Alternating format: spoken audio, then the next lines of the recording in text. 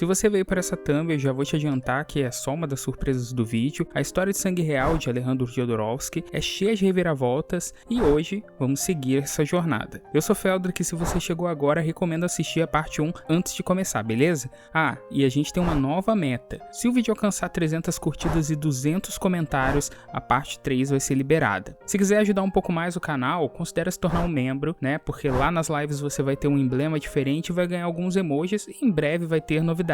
Eu conto com o apoio de vocês, então bora contar essa história.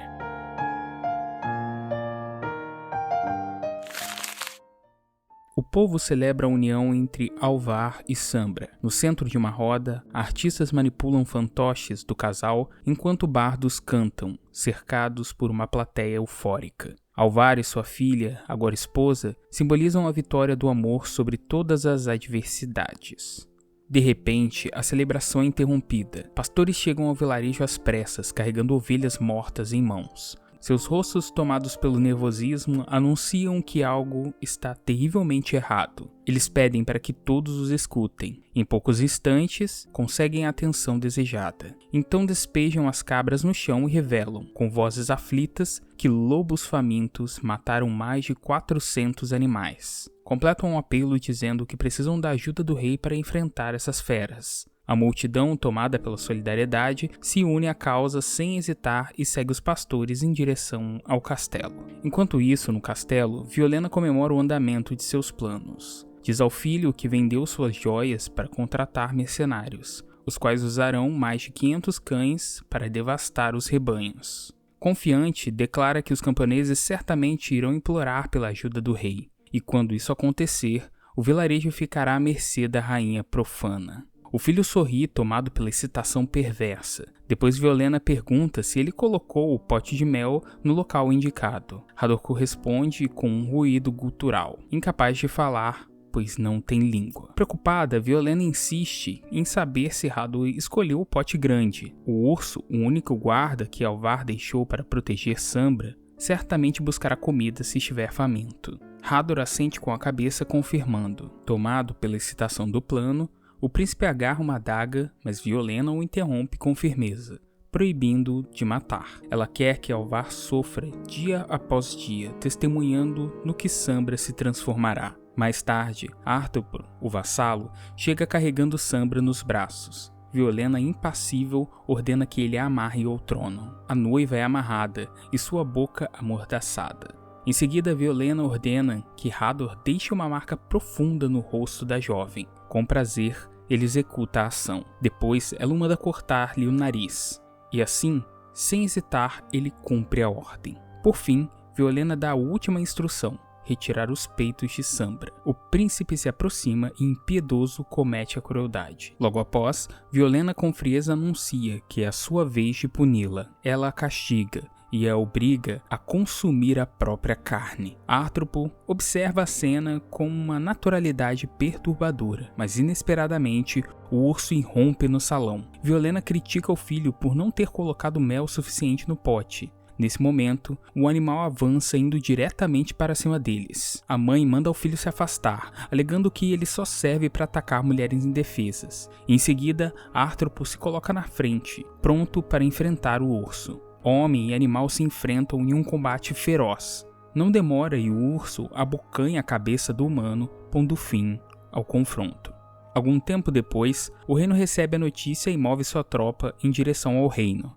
Ao chegar, ele pergunta ao curandeiro se conseguiu salvá-la, e ele responde que fez o que pôde. Alvar se dirige ao quarto onde ela se trancou e pede para que abra a porta. Sem resposta, os serviçais informam que ela está há uma semana ali dentro, sem beber ou comer, e que a cicatriz a desconfigurou. Contam ainda que cauterizaram o seu nariz e costuraram os seios, mas que ela não voltará a ser a mesma que era. Com pesar, os serviçais declaram que ela deseja morrer. Alvar compreende, mas pede que os deixem a sós. Em desespero, ele arromba a porta e declara que não a deixará morrer.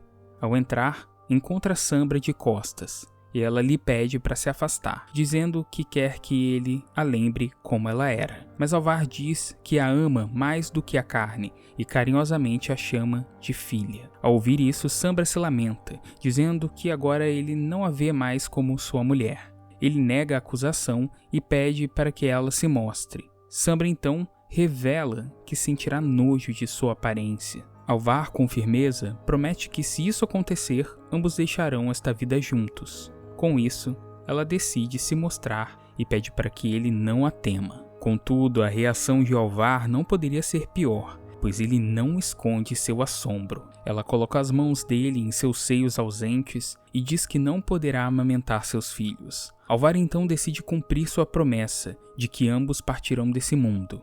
Mas na hora H, ele não consegue. Aos prantos, ela diz que sente a repulsa dele, mas ele nega qualquer rejeição. Logo após, ele a leva para a cama, dizendo que terão filhos e os amamentarão com leite de cabra. E ali, fazem amor. Em outra parte do castelo, Violena está reunida com Hador, e ambos comemoram o golpe terrível que deram. Nesse momento, os guardas batem a porta em nome do rei.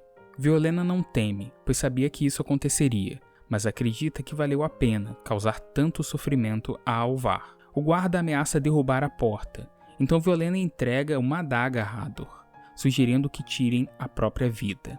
Mas o príncipe rejeita a arma. Violena se aproxima de seu filho, decidida a executá-lo ela mesma, já que ele não teve a honra de fazê-lo. Os guardas entram e os encontram naquela cena, e os rendem imediatamente. Eles os levam conforme Violena havia previsto, para o que ela considera humilhação. O rei e a rainha os aguardam. Alvar pede para que entrem. Assim, a antiga rainha e seu filho são escoltados até o altar. Alvar manda que se ajoelhem, mas Violena se nega. Em seguida, um dos guardas os obriga a curvar os joelhos. Feito isso, Alvar se levanta de seu trono e faz um anúncio. Ele diz que cometeram um erro de julgá-lo como um homem sem alma, que só pensa na beleza externa. Mas após o que fizeram à sua amada, percebeu que o que ele mais ama nela é sua alma. Dito isso, ele os agradece por terem mostrado a verdade e os concede clemência, com as suas próprias mãos. Próximo a eles, Alvar sussurra que não só eles desejam o poder, mas a corte inteira também. Em seguida, ele anuncia que não deseja mais o trono. Alvar abdica a favor de Violena e Hador, expressando o desejo de que não deixem o reino cair no esquecimento. Com isso, ele e Sambra retiram as coroas e deixam suas vestes reais para trás. Eles retomam a morada na caverna. No alto de uma pedra, Sambra parece invocar o vento, como se quisesse que ele levasse sua alma. Vendo ali, Alvar pede para que sua filha não resmungue, e pergunta se o clima de chuva e o ar frio está deprimindo. Sambra começa a chorar, e Alvar se aproxima, querendo entender o que se passa com ela, já que estão há 15 dias vivendo com a liberdade do amor. Ele a abraça e começa a compreender que, ao retomar para o lugar onde ela passou a infância, pensamentos ruins começaram a surgir em sua mente. Rapidamente, ela o afasta, dizendo que ele só nutre o amor de pai por ela, e esqueceu que também é sua esposa. Em lamentos, ela expõe que ele só acaricia no escuro da caverna, quando não pode ver suas mutilações. Ela continua a se autodepreciar, enquanto ele tenta provar que está enganada, dizendo que por estar mais velho, está menos vigoroso agora. Logo depois, Sambra aponta para uma árvore, e a usa como exemplo para dizer que, embora esteja ali, está morta. Alvar a abraça e confessa que pode ter a repelido, mas que a verdade seja dita, ele não consegue viver sem ela. Sambra também confessa que a sua mente ainda é dele, mas que seu corpo não mais, e pede para que ele aprenda a ser apenas seu pai, prometendo que dessa forma ficará sempre com ele. De imediato, Alvar se afasta e empunha sua espada. Ao ver o medo no rosto dela, ele declarou que não atacaria, mas que para bloquear os seus desejos, colocaria fim à sua virilidade. Sambra tentou, em vão, fazê-lo mudar de ideia, mas ele estava decidido. Antes de se tornar um eunuco, Alvar pediu que ela fizesse amor com ele pela última vez. Sambra, incapaz de recusar, cedeu ao desejo e os dois se dirigiram à caverna. Mais tarde, o fantasma da mãe de Sambra apareceu, debochando do infortúnio de Alvar. Ela disse que sua vingança estava completa, já que fizera acreditar que havia se entregado à própria filha. Alvar rega o local onde enterrou seus testículos, expressando o desejo de que se tornem um bom fertilizante para a árvore. Nesse momento, Sambra pede que ele descanse por causa do ferimento e diz que sairá para caçar. Ela o deixa na caverna e pega seu arco, mas logo percebe que esqueceu as flechas. Alvar então decide procurá-la. Um cachorro late ao longe. Alvar segue o som, determinado a encontrar sua filha. O pastor está à frente de seu rebanho. Ele percebe a inquietação de uma ovelha e logo deduz que uma delas deve ter sumido, já que não consegue enxergar. Então uma voz o chama, e ele reconhece imediatamente a de Sambra. Ela se aproxima e o beija, antes que Alvar os encontre. Ela confessa que estava longe de seu abraço e se sentia vulnerável. Por isso, pede que ele a ame. Ele a beija na testa e logo depois, Alvar os encontra nus. Alvar explode de raiva. O pastor, Florian, pergunta quem é ele. E Sambra, com desdém, responde que é seu pai. Ela então pede que Alvar se acalme, mas ele a insulta, sentindo nojo pela sua traição. Enraivecido, Alvar a chama de bruxa e exige saber que poção ela deu ao pastor para que ele não sentisse a sua mutilação. Diz que cometeu o maior sacrifício de um homem, se castrar. Ainda mais furioso, promete arrancar as mãos, a língua e o sexo de Sambra. Rapidamente, Sambra pega uma arma e pede para que seu pai se afaste. Então revela que já conhecia Florian e que ele foi o primeiro a tocá-la, por isso não tem nojo dela. Além disso, ele é jovem, enquanto o corpo de Alvar é frio, azedo e velho. As palavras de Sambra ferem Alvar profundamente e ele se senta desiludido. Florian, tentando amenizar a situação, diz que suas intenções com Sambra são puras. Florian então oferece dar ovelhas em troca de Sambra. Alvar se levanta indignado com uma espada em punho e chama o rapaz de idiota. Declara que Sambra é sua esposa e que ele é um rei e condena Florian à morte. Antes que algo aconteça, Sambra se intromete. Com firmeza diz que Alvar perdeu seu reino. Seus olhos se enchem de lágrimas enquanto ela apela para os sentimentos dele, afirmando que, por ser bondoso, ele será capaz de superar os ciúmes que corrói sua alma. Alvar, no entanto, a afasta com frieza, pedindo que ela não toque nele. De joelhos, Sambra implora por sua vida. As mãos sobre o ventre revelam um motivo. Está grávida. Alvar recua, tomado pela surpresa, enquanto a tensão entre eles cresce. Ela admite que seu corpo foi de Alvar, mas seu coração pertence a Florian. Florian, marcado pela solidão desde a infância, encara a verdade com firmeza. Sambra é sua luz. Ele a ama, independente de quem seja o pai. Os amantes se abraçam apaixonados, deixando Alvar à mercê de sua própria dor. Depois de um tempo, Alvar toma sua decisão. Com um olhar pesado, pede a Sambra que o esqueça. Em seguida, aproxima-se dela e de Florian, juntando as mãos dos dois em um gesto solene, declarando que os deixará em paz. Antes de partir, faz um único pedido, que quando a criança nascer, o procurem para que ele possa vê-la, pois saberá reconhecer se for seu filho. Florian, no entanto, o encara com firmeza e declara que, independentemente de quem seja o pai, amará a criança como se fosse sua. Sambra se despede de seu pai, enquanto lágrimas escorrem. Sem olhar para trás, ela segue ao lado de Florian. Alvar os observa partir, tomado pelo vazio que o destrói por dentro. Mal sabe ele que o fantasma da mãe de Sambra assiste e se deleita com seu fracasso. Alvar se dirige até a árvore morta, onde a solidão o envolve como uma capa pesada. Ali, se pergunta por que ainda está vivo e por que permitiu que ela partisse. Seu riso ecoa, chamando o nome dela, mas é recebido apenas pelo riso cruel do fantasma.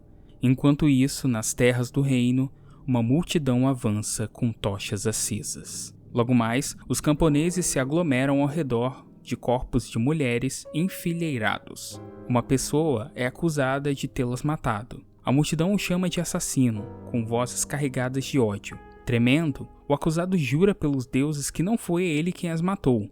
Um soldado tenta silenciar o acusado para não profanar os deuses, lembrando a todos que encontraram dezenas de corpos e que ele fora pego em flagrante, jogando uma moça no lamaçal.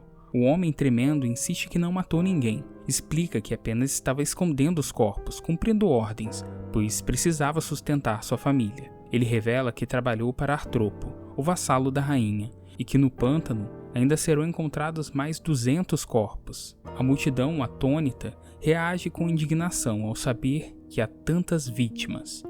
O acusado então lança uma última bomba. Talvez sejam 300. A multidão, enfurecida, se exalta ainda mais. De repente, uma mulher irrompe da multidão, suplicando para que não o torturem, afinal, que ele é seu marido e não um criminoso. O soldado impassível pede para que o acusado dê uma boa explicação. Com um suspiro pesado, o homem revela que o verdadeiro assassino é o príncipe Hador, que mata para satisfazer seus instintos depravados. Ele afirma ainda que a rainha sabe de tudo, mas acoberta os crimes de seu filho. A revelação não agrada ao soldado, que, enfurecido, dá um tapa na cara do acusado. Em seguida, pisa no homem exasperado pela calúnia. A esposa do acusado, desesperada, implora para que ele pare, mas o carrasco impiedoso dá uma bofetada nela. A multidão se divide entre os que acreditam no acusado e os que o julgam. O caos se espalha rapidamente e muitos morrem durante o conflito. No final, prevalecem aqueles que acreditam na acusação contra o príncipe. Eles gritam ressaltando que, por causa de suas atrocidades, estão à mercê de uma dupla de demônios. Argumentam que, desde a abdicação de Alvar, Violena e Hador os lançaram em uma guerra sem fim, enquanto cobram impostos cada vez mais absurdos. Mais tarde, eles chegam ao castelo, usam um ariete, um imenso tronco de árvore, para arrombar o portão da fortaleza. Com insistência, golpeiam repetidamente, até que a entrada cede. Após derrotarem os soldados, que ainda resistiam, finalmente invadem o castelo. Eles chegam aos aposentos e encontram Violena amedrontada, abraçada ao seu filho. Em um movimento rápido, são rendidos, agarrados pelos cabelos e arrastados sem piedade. Logo depois, são levados até uma árvore, onde são pendurados em uma forca. Sentados sobre os cavalos, é só questão de tempo para que a sentença seja cumprida. Os cavalos são açoitados e, em seguida, mãe e filho ficam sem sustentação. O povo vibra, celebrando o fim do sangue real. O refúgio de Alvar é avistado, e o povo, em um gesto de súplica, se encaminha em direção à caverna. Chegando lá, ajoelham-se implorando para que o rei retome a sua posição. Mais tarde, Alvar sai da caverna desnutrido e abatido, com uma voz cansada, afirma que não tem nada a oferecer. Ele revela tudo o que foi lhe tirado e agora não passa de um corpo oco lançado na escuridão. Ainda de joelhos, o povo conta sobre o destino de Violena e Hador, e revela que o reino agora vive em guerra, miséria e tirania dos nobres. No entanto, Alvar, com o olhar vazio, rebate que não é capaz nem de salvar a si mesmo, quanto mais a um reino. Os plebeus insistem, dizendo-lhe para ter fé que os deuses que habitam seu corpo o ajudarão a se reerguer, mas Alvar contesta. Diante disso, o povo começa a orar, pedindo por um milagre. Nesse momento, Alvar aponta para uma árvore e diz que seus testículos estão enterrados ali e que, portanto, não terá forças para lutar contra os inimigos. Da árvore morta começa a brotar folhas verdes e brancas, um espetáculo improvável que ilumina a cena. O povo, maravilhado, acredita que seja um milagre. Alvar, atônito, cai de joelhos, incapaz de acreditar no que seus olhos testemunham. Com o coração tomado por um misto de incredulidade e renovada esperança, ele se ergue, decidido a retornar ao seu trono. Os tambores anunciam o confronto iminente. Os súditos de Alvar começam a se armar. Do alto da colina, o rei observa os preparativos e ordena que todos peguem em armas. Velhos, mulheres e crianças devem ser seus soldados. Enquanto isso, cães raivosos se juntam, fixando o olhar em um pastor de ovelhas. Sem demora, avançam ferozmente para atacá-lo. Chega o dia do confronto. A cavalaria inimiga se aproxima. Alvar insulta o usurpador, e o adversário, por sua vez, responde à altura. Alvar ordena que os cavalos avancem. Logo depois, os exércitos se enfrentam. Líderes duelam com fúria, e em um ataque brutal, Alvar crava sua espada no pescoço do oponente.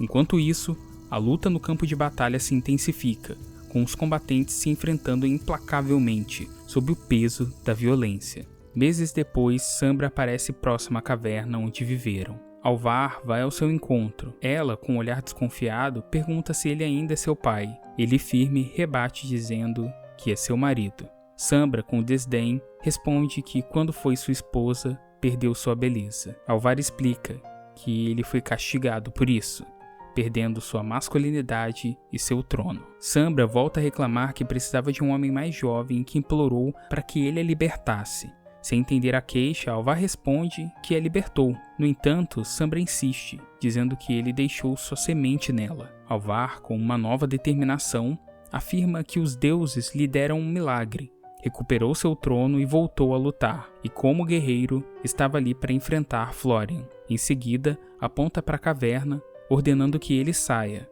Mas Sambra, com um olhar triste, diz que não há como ele ouvir, pois está morto. Em silêncio, ela se afasta em direção à caverna.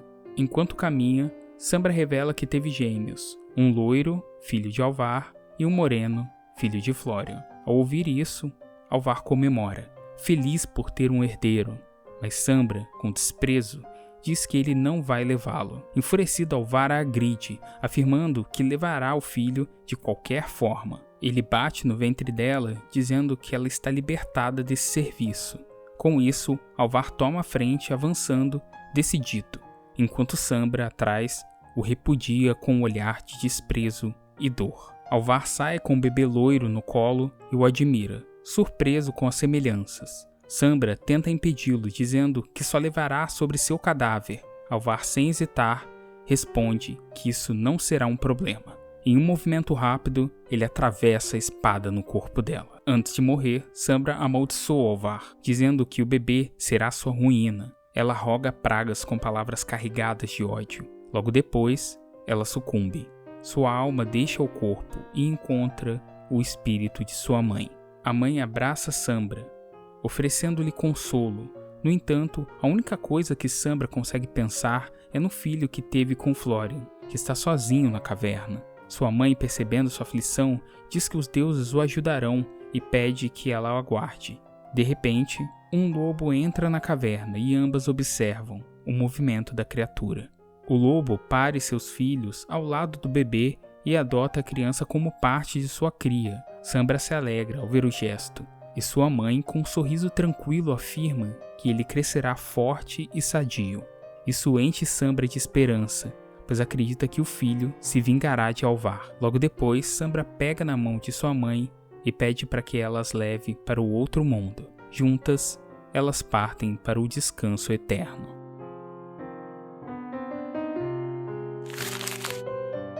E assim termina a parte 2 de Sangue Real. E aí, curtiram?